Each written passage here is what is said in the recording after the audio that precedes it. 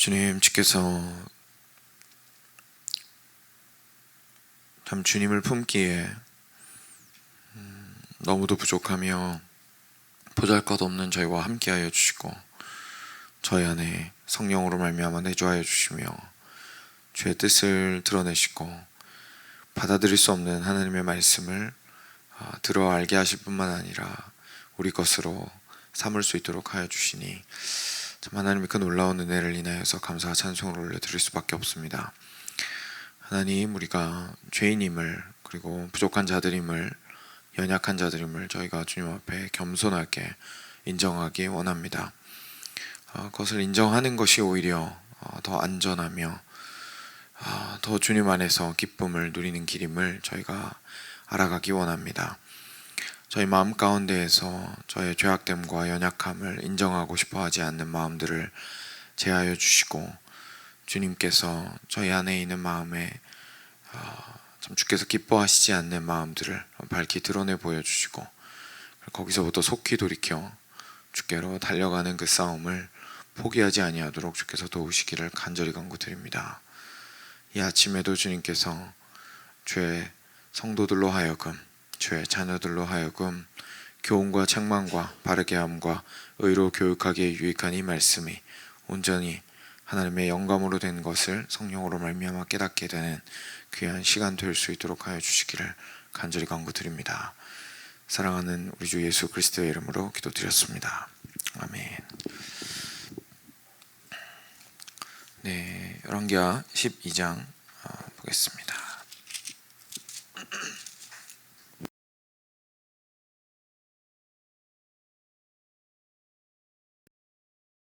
까지 말씀입니다. 1절부터 8절 같이 교독하겠습니다. 제가 먼저 한 절 읽겠습니다. 예후의 제7년에 요아스가 왕이 되어 예루살렘에서 40년간 통치하니라. 그의 어머니의 이름은 시비아라 브엘세바 사람이더라. 요아스는 제사장 여호야다가 그를 교훈하는 모든 날 동안에는 여호와 보시기에 정직히 행하였으되 다만 산당들을 제거하지 아니하였으므로 백성이 여전히 산당에서 제사하며 분향하였더라. 요아스가 제사장들에게 이르되 여호와의 성전에 거룩하게 하여 드리는 모든 은 곧 사람이 통용하는 은이나 각 사람의 몸값으로 드리는 은이나 자원하여 여호와의 성전에 드리는 모든 은을 제사장들이 각각 아는 자에게서 받아들여 성전의 어느 곳이든지 파손된 것을 보거든 그곳으로 수리하라 하였으나 제23년에 이르도록 제사장들이 성전의 파손한 데를 수리하지 아니하였는지라. 요아스 왕이 대제사장 여호야다와 제사장들을 불러 이르되 너희가 어찌하여 성전의 파손한 데를 수리하지 아니하였느냐. 이제부터는 너희가 아는 사람에게서 은을 받지 말고 그들이 성전의 파손한 데를 위하여 드리게 하라. 제사장들이 다시는 백성에게 은을 받지도 아니하고 성전 파손한 것을 수리하지도 아니하기로 동의하니라. 아멘. 네, 오늘 계속해서 요아스의 이제 그 왕권이 있었던 그 시기 동안에 있었던 일들을 같이 보도록 하겠습니다. 제가 어저께 요아스랑 요시야인가요? 네, 두 왕 이름을 자꾸 헷갈려가지고 죄송하고 제가 오늘 그리고 특히 이제 요시야 왕 같은 경우에는 굉장히 근본적인 개혁을 했었던 왕이다 보니까 둘 모두 이제 개혁을 했던 왕으로서 좀 헷갈렸던 것 같습니다. 그래서 네, 저희가 지금 보고 있는 건 요아스 왕이고요. 요시야 왕은 이제 한참 뒤에 저희 같이 보게 되겠습니다. 그래서 예후가 7년, 예후가 북이스라엘에서 그 성공적으로 나라를 이제 자기 것으로 만든 이후에 7년째 되었을 때에 요아스가 왕이 되었고 이제 요아스는 그때 7살이었다라는 거 이제 어제 말씀에서 보았고요. 예루살렘에서 그때부터 굉장히 장기간 통치한 왕이 되었습니다. 그래서 40년 동안 통치를 했습니다. 이 요아스 같은 경우에는 이렇게 전체적으로 요아스의 통치 기간을 평가하는 말이 이제 초반에 지금 2절에서 나오게 되는데 요아스는 제사장 여호야다가 그를 교훈하는 모든 날 동안에는 여호와 보시기에 정직히 행하였으되 이제 이렇게 이야기를 하고 있습니다. 그러니까 어제 저희가 봤던 말씀을 통해서 좀 기억을 해보시면 요아스 왕의 개혁이 좀 특별했던 이유 중에 하나가 바로 제사장이었던 여호야다의 굉장히 주도적인 개혁으로 이루어졌기 때문에 특별했던 것을 저희가 볼 수가 있었습니다. 그래서 이 요아스 왕이 그렇게 여호야다가 계속해서 그를 곁에 서서 왕이시여 이렇게 하시는 게 좋겠습니다 라고 교훈할 수 있는 그 날 동안에 하나님이 보시기에 정직하게, 다시 한번 말씀드리지만 여기 구약에서 정직하다라는 말씀을 보시면 솔직하다가 아니라 올바르다라고 말씀드렸었죠. 그래서 하나님 앞에서 올곧게, 하나님 앞에서 upright, 똑바로 딱 서가지고 행동을 하였다라고 이야기를 하고 있습니다. 하지만 산당들을 제거하지는 아니하였으므로 백성이 여전히 산당에서 제사하며 분향하였더라 라고 이야기했습니다. 참 이 산당이 항상 골칫거리였던 것 같습니다. 철저한 개혁을 했느냐 하지 못했느냐의 상징이 어떻게 보면 그 산당을 남겨두었느냐 아니면 좀 처리를 하려고 애를 썼느냐로 구분이 될 만큼 산당은 항상 마지막에 가장 어려운 개혁의 대상이었던 것 같습니다. 그래서 그곳에서 그 백성들이 하나님 이외에 다른 신을 이제 섬기는 것들에 대해서 이렇게 철저하게 건드리기는 어려웠던 것 같습니다. 그래서 그 이스라엘 역사 속에서 아사 왕이나 혹시 기억하실지 모르겠는데 아사 왕이나 여호사밧이나 이런 왕들, 그리고 앞으로 보진 못했지만 아마샤나 아사랴나 요담 왕이나 이제 이런 왕들이 다들 좋은 왕들이었거든요. 그래서 백성들이 이 시기에는 하나님께 가까이 나아갈 수 있게 되었던 좋은 왕들이었는데, 방금 언급했던 이 왕들이 다들 이제 산당 개혁에는 실패했던 것을 보게 됩니다. 그러니까 철저하게 이렇게 밑바닥부터 개혁하는 것이 참 쉽지 않았다라는 것을 저희가 보게 되죠. 요아스도 다르지 않았던 것 같습니다. 4절입니다. 근데 오늘 말씀은 이제 4절부터 8절까지는 좀 뭐랄까요, 독특한 에피소드를 좀 소개를 특별하게 하고 있는데요. 이게 뭐랑 관련이 있었냐면 이제 성전을 보수하는 거랑 관련이 있었습니다. 그래서 요아스가 제사장들에게 4절입니다. 이렇게 말했습니다. 어느 날 생각이 났던 모양입니다. 여호와의 성전에 거룩하게 하여 드리는 모든 은, 곧 사람이 통용하는 은이나 각 사람의 몸값으로 드리는 은이나 자원하여 여호와의 성전에 드리는 모든 은을 제사장들이 각각 아는 자에게서 받아들여 성전의 어느 곳이든지 파손된 것을 보거든 그것으로 수리하라.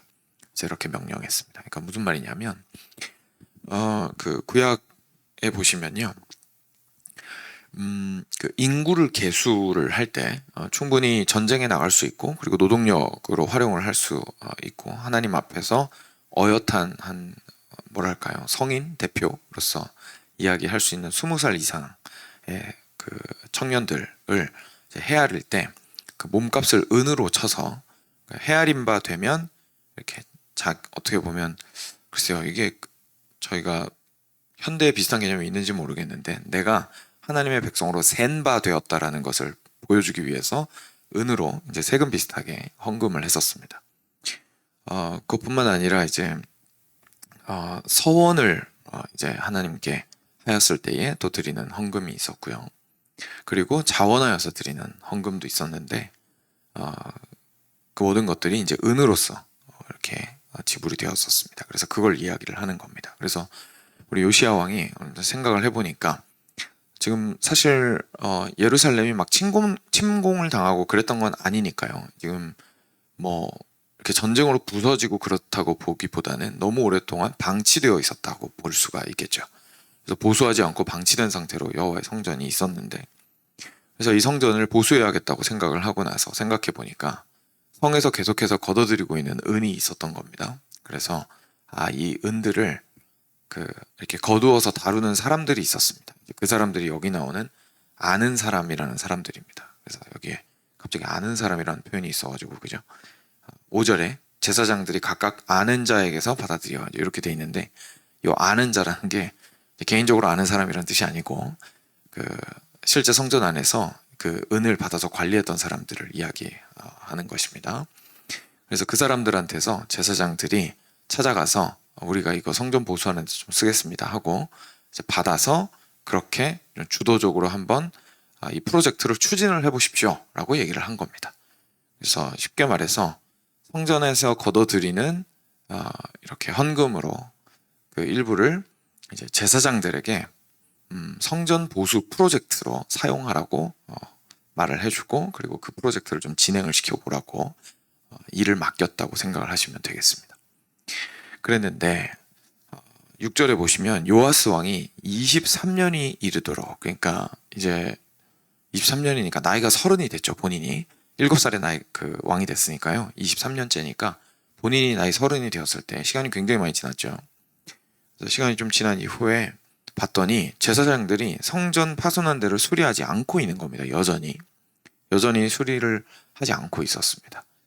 당연히 저희 입장에서는 이제 의심을 하게 되는 것이 이게 제사장들이 좀 부패해서 돈을 옆으로 빼돌렸거나 뭐 이런 식으로 이제 좀 이런 상황에서는 뭐랄까요, 합리적인 의심을 해볼 수밖에 없는데, 7절에 보시면 요아스 왕이 대제사장 여호야다와 제사장들을 불렀습니다. 그리고 나서 너희가 어찌하여 성전의 파손한 데를 수리하지 아니하였느냐? 이제부터는 너희가 아는 사람에게서 은을 받지 말고 그들이 성전의 파손한 데를 위하여 드리게 하라 라고 이야기를 합니다. 그러니까 이제부터는 그 중간에서 성전의 은을 거두었던 사람들한테 가가지고 은 주세요, 우리가 성전을 고치겠습니다 라고 하지 마십시오. 제사장들이요, 그냥 바로 돈을 직접 성전 파손을 수리하기 위해서 따로 그냥 목적 헌금처럼 해가지고 아예 그냥 프로젝트를 진행을 하도록 하겠습니다. 이제 이렇게 얘기를 한 겁니다. 그러니까 여러분들이 하실 필요 없을 것 같습니다. 이렇게 얘기를 한 거죠. 그랬더니 8절에 제사장들이 다시는 백성에게 은을 받지도 아니하고 성전 파손한 것을 수리하지도 아니하기로 동의하니라. 무슨 말이냐면, 좀 한국말로 읽으면 갑자기 파업한 것 같은 느낌이 좀 들거든요. 안 하겠습니다 막 이렇게 얘기해버린 것 같은데, 그런 뜻이 아니고 회개를 하고, 네, 우리가 잘못했습니다 이렇게 얘기를 하고, 왕이 그렇게 명령을 했기 때문에 네, 저희는 이 프로젝트에서 손을 떼겠습니다 이렇게 얘기했다는 얘기입니다. 그래서 왕이 제사장들한테 일을 시켰는데 본인이 30살 됐을 때까지 일이 진행이 안 돼 있다 보니까 이제 제사장들을 좀 꾸짖고 왜 아직 일이 진행이 안 됐습니까? 라고 했더니, 그리고 이 일에서 그냥 손 떼시죠. 성전 수리는 다른 방식으로 진행을 하도록 하겠습니다. 이렇게 했더니 제사장들이 네, 저희가 잘못했습니다. 그럼 이제 은도 저희가 그런 식으로 수고하지 않겠고, 그리고 성전 수리하는 것도 더 이상 관여하지 않겠습니다. 이렇게 얘기를 했다는 얘기입니다. 그래서 제사장들이 부패했다기보다는 태만했다고 보는 것이 좀 더 맞을 것 같습니다. 그래서 그 당시에 맡았던 그 일들을 성실하게 진행하지 못했던 것을 저희가 보게 됩니다. 여기까지가 이제 오늘 말씀인데요. 요시야 왕의 시대에 있었던 이 일을 통하여서 저희가 저희의 삶을 충분히 좀 돌아볼 수 있는 묵상을 하게 되는 것 같습니다. 어제 말씀을 한번 기억을 해보시면 이 나라가 아달랴라는 정말 어떻게 보면 이제 악녀죠. 악녀의 손에서 놀아나고 있을 때, 7년 동안 놀아나고 있을 때에 나라가 막 정신을 못 차리고 있었는데, 그런 상황 속에서 그 완전히 나라를 뒤집어서 새로운 정권을 만들어내고, 그리고 그냥 단순하게 정권을 뒤집을 뿐만 아니라, 예후도 거기는 성공을 했으니까요. 정권을 뒤집을 뿐만 아니라 하나님 앞에서 올바르게 하는 왕권을 다시금 세우는 것은 참 쉽지 않았던 것을 저희가 보게 됩니다. 여호야다가 굉장히 강경하게 그리고 단호하게 여호와의 성전에서부터 출발한 그 개혁을 단행을 했기 때문에 이렇게 가능했던 일이었다는 것을 저희가 보게 되었었습니다. 저희가 삶 가운데에서 저희의 인생을 돌이켜 볼 때에요, 굉장히 극적인 변화가 많이 필요하고, 특별히 그리스도에게로 확 하고 돌이키는 첫 회심의 순간에 우리는 정말 말 그대로 뒤집히는 경험들을 하게 됩니다. 그런데 저희가 그때의 경험이 너무나 강력하다 보니까, 여호야다의 개혁이 너무나 단호하고 강경했다 보니까, 그렇게 한번 뒤집어지고 나면 자동으로 그 개혁된 삶의 모습이 유지될 수 있으리라고 저희가 생각할 때가 있습니다. 그런데 오늘 말씀을 보면 이제 그렇지 않다는 것을 저희가 보게 되는 거죠. 실제로 하나님께로 그리고 그리스도께로 저희가 인생을 확 하고 돌린 이후에 또 여전히 그 성전은 방치되고 있을 수 있습니다. 여전히 그 성전은 처음에는 이 성전에서부터 그 개혁이 출발하였을 수 있으나 그 성전이 나의 삶의 실질적으로 중심이 되고 그리스도가 나의 삶의 주인이 되어서 계속해서 나의 삶을 이끌어가는 삶을 살아나가는 것은 또 다른 문제라는 것을 오늘 말씀을 통해서 보게 되는 거죠. 이끼가 끼고 빛이 바라고 그렇게 번쩍이고 아름답고 화려하고 보는 사람을 압도했던 솔로몬의 성전이 이제 더 이상 우리 삶 속에서 그렇게 빛나지 않게 되는 것을 저희가 사실 어렵지 않게 경험할 수가 있습니다. 그러면 결국 보수를 해야 합니다. 보수를 해야 하는데 보수를 할 때에는 우리가 생각하기에 처음에 여호야다가 했던 그 개혁과 같은 모습의 개혁만 필요하다고 생각을 할 수가 있습니다. 그래서 그런 모습에 처음부터 다시금 주님께로 돌아가게 만드는 극적인 변화만을 꿈꾸면서 계속해서 변화를 추구할 수 있지만 오늘 보게 되는 것은 좀 다른 형태의 덕목이 우리한테 요구된다는 것을 깨닫게 됩니다. 갑자기 급작스러운 변화를 우리 삶 가운데서 기대하기보다는 우리의 신앙에도 성실함이 필요하다는 것을 저희가 제사장들을 통해서 깨닫게 되는 것이죠.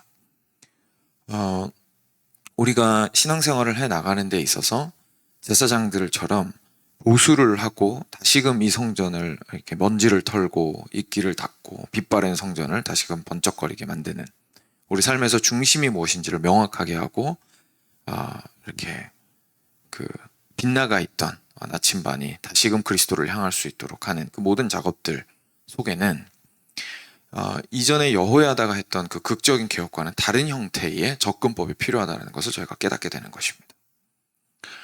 그때는 정말 우리에게 필요한 것은 지속적인 성실함이고 나태하지 않은 것이고 가지고 있는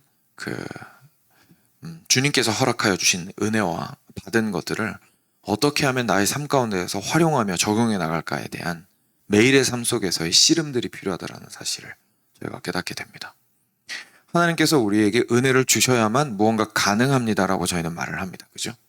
저희 삶 속에선 은혜를 주셔야 지금 내가 나아갈 수 있는 이 길을 내가 갈 수 있습니다. 하나님께서 은혜를 주셔야 내가 원래 이 일을 할 수 없는 사람인데 내가 이 길을 갈 수가 있습니다. 이제 이렇게 고백을 많이 합니다. 절대 틀린 말은 아닌데 저희가 그때 하나님께 구하는 은혜가 처음에 내가 주님을 만났을 때 갑자기 극적으로 변화되는 그 은혜라고 생각을 한다면 어쩌면 잘못은 하나님의 은혜를 안 주셔서가 아니라 나한테 있을 수도 있습니다. 왜냐하면 하나님께서 주시는 은혜는 지속적으로 그 삶을 구체적으로 쌓아 나갈 수 있게 하시는 은혜이기 때문에 그렇습니다. 제사장들을 생각해 보시면 실제로 이 사람들이 요시야 왕에게 명령을 받고 이 사람들에게 필요했던 것은 무엇이냐면 여호야다의 개혁의 모습이 아니었죠. 그죠? 왜냐하면 이미 그 개혁은 이루어졌으니까요. 이들에게 필요했던 것은 요시야 왕의 명령을 명확하게 일단 인지하고 그리고 그 명령을 진지하게 듣고 그리고 그것을 그대로 따라 행하고자 하는 마음이 필요했었습니다. 그리고 나서 은을 거두라는 그 말에 순종하고 나서는 거두어들인 그 은을 실제로 구체적으로 어떻게 활용할까에 대한 우리가 보통 생각하는 인간적인 수준의 지혜와 지식과 구체적 노력들이 필요했겠죠. 회계장부도 써야 되고요. 그죠? 들어오는 돈과 나가는 돈도 계산을 해야 되고요. 그런 구체적인 노력이 저희는 보통 영적이지 않다고 생각하는데 그렇지 않은 겁니다. 순종해 나가는 과정인 겁니다. 구체성을 가지고. 그리고 그 성실함을 가지고 계속 그 프로젝트를 추적해 나가고 그리고 인부들이 일을 잘하고 있는지 정말 이 보스가 올바르게 주께 영광을 돌리는 방향으로 되어가고 있는지에 대해서 계속해서 체크를 해 나가고 그리고 끝까지 그것들을 완수할 때까지 인내하고 오래 참는 것이 제사장들에게는 필요했었을 겁니다. 그리고 그때그때 추가적으로 도움이 필요할 때마다 왕에게 보고하고 하면서 그 도움을 얻어서 그 성전 보수를 이루어 나갔어야 했겠죠. 우리 삶도 마찬가지입니다.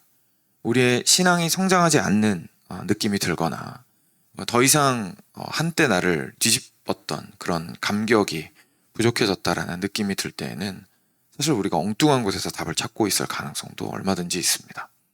우리가 삶을 돌이켜보면서 사실 정말 이제 중요한 것은 어떻게 보면 이 작은 아침 시간이고 하루에 주님과 만나게 되는 기도의 시간이고 그리고 매 순간순간마다 주께서 원하시는 그 길을 스스로에게 질문하면서 담대하게 그리고 구체적으로 실질적으로 결단하면서 걸어나가는 그 한 걸음들입니다.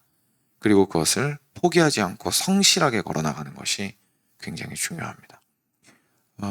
뒤로 물러설 때도 있고 옆으로 살짝 빠질 때도 있고 넘어질 때도 분명히 있겠지만 반드시 다시 일어나서 계속해서 보수해 나가는 것이 우리가 온전히 저희의 그 처음에 시작했던 여호야다의 개혁을 지속되게 할 수 있는 길인 것이죠. 그래서 오늘 말씀을 통해서 이러한 좀 뭐랄까요, 도전을 저희 삶 가운데서 받기를 원합니다.